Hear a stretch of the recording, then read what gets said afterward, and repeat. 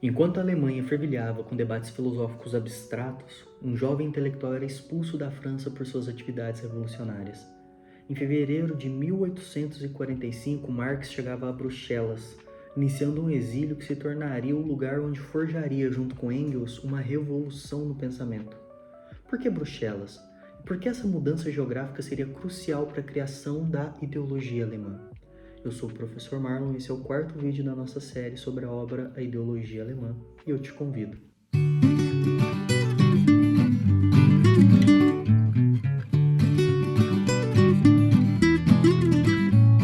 A expulsão de Marx de Paris em 1845 não foi um mero acidente biográfico.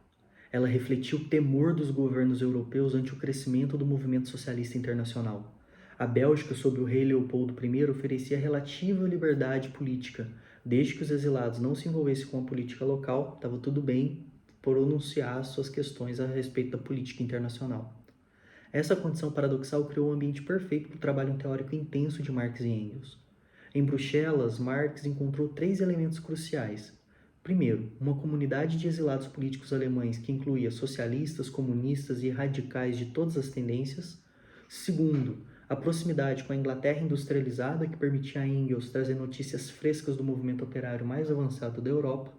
E terceiro, o distanciamento necessário do ambiente asfixiante dos círculos hegelianos alemães. Foi nesse caldeirão que Engels se juntou definitivamente a Marx no verão de 1845.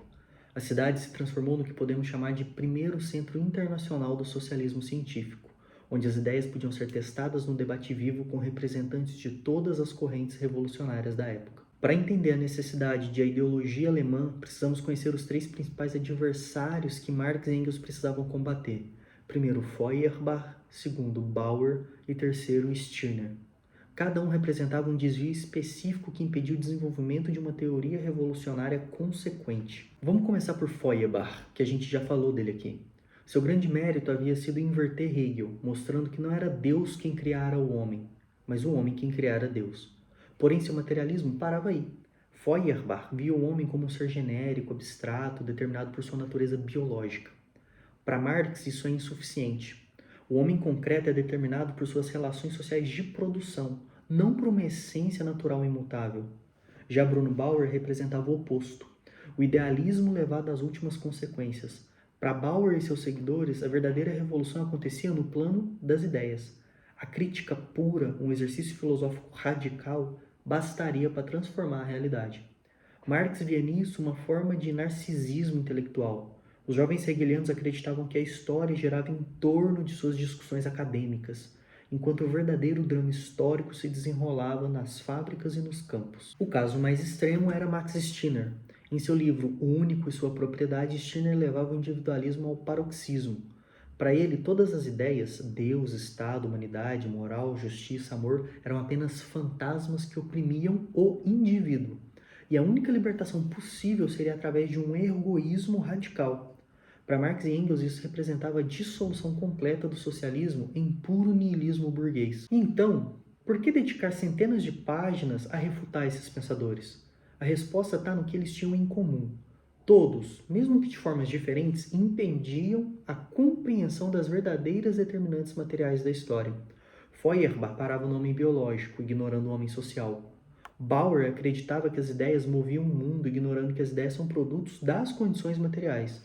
E Stirner dissolvia toda a realidade social num individualismo mais abstrato possível. O ataque a esses três pensadores não era, então, um exercício de erudição ociosa.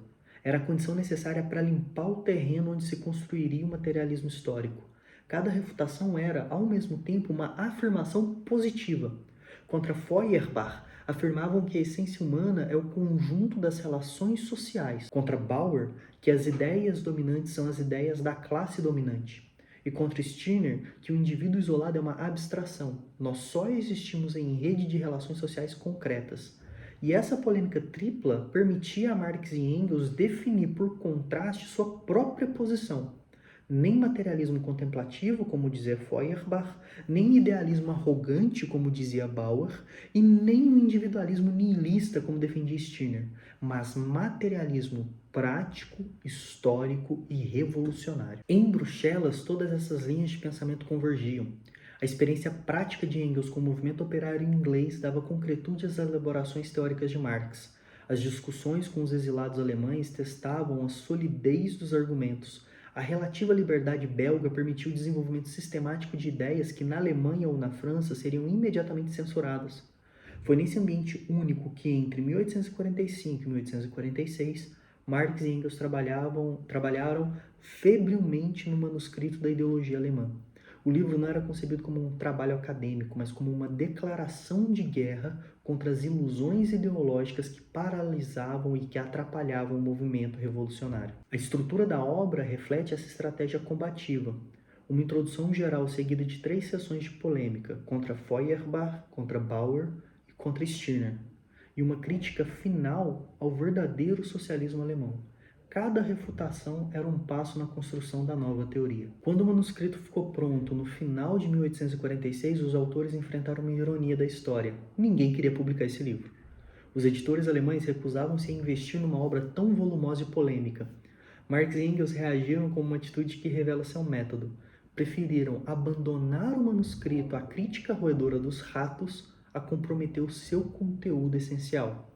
Mas este aparente fracasso escondia um sucesso teórico fundamental. Como Marx escreveu anos depois, haviam alcançado seu objetivo principal, que era ver claro neles mesmos suas próprias posições. A escrita da obra foi, antes de tudo, um processo de autoesclarecimento, de autoconhecimento, de ruptura definitiva com sua consciência filosófica anterior. Por isso, a ideologia alemã, mesmo inacabada e não publicada, permanece fundamental. Ela nos mostra o processo vivo de elaboração teórica, o momento preciso em que Marx e Engels rompem definitivamente com a filosofia alemã clássica para fundar o materialismo histórico. E o que nós aprendemos com essa gênese tão conturbada? Que as grandes revoluções teóricas não nascem do nada, mas emergem de combates intelectuais precisos contra posições definidas. A crítica a Feuerbach, a Bauer e a Stirner não são exercícios secundários. É a própria condição de possibilidade do materialismo histórico. No próximo vídeo, a gente vai deixar essas polêmicas de lado para mergulhar no coração teórico da obra. A primeira parte sobre Feuerbach, onde encontraremos as formulações mais maduras sobre a relação entre ser social e consciência, que mudariam para sempre a nossa compreensão da história. Então, te vejo no próximo vídeo. Tchau!